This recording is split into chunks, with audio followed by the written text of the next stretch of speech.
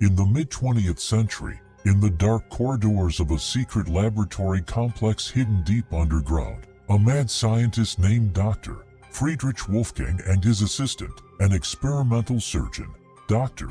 Hans Groth, worked. They were mercenaries working for a covert government that sought to create the perfect biological weapon. Wolfgang and Groth were madmen, but their genius was undeniable. They conducted experiments on humans, trying to create a creature that could be used as a weapon. Their experiments were cruel and inhumane, and many of their patients did not survive. One day, Wolfgang came up with a new plan. He decided to create a creature that could control and manipulate information. He envisioned a man whose head would be a television, displaying a white image. This creature could interact with any electronic devices and use them for its purposes. Wolfgang and Groth began their work. They kidnapped a young man named Edward and performed a series of brutal operations on him. They removed his head and replaced it with an old television from the 50s-60s. It was a complex and painful operation, but they ignored Edward's suffering. After the operation, Edward turned into TV Man. He was dressed in an aristocrat's suit to underline his status as a weapon. However,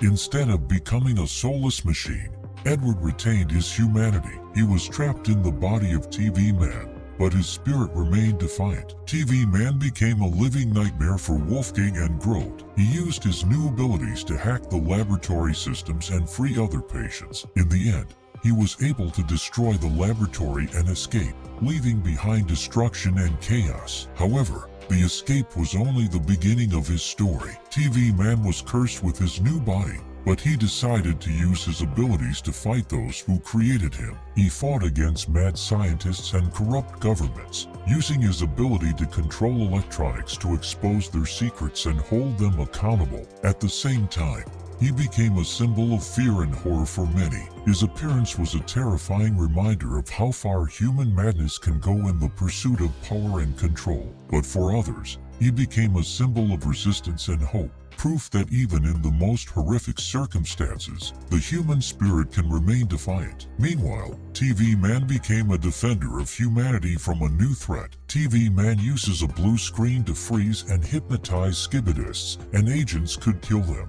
Thus, TV Man became a legend, whose story was passed down from generation to generation. He was a man turned into a monster, but who used his new abilities to fight against those who created him. And although his story was terrifying, it was also a story about the strength of the human spirit and the fact that even in the darkest circumstances, there is always room for hope.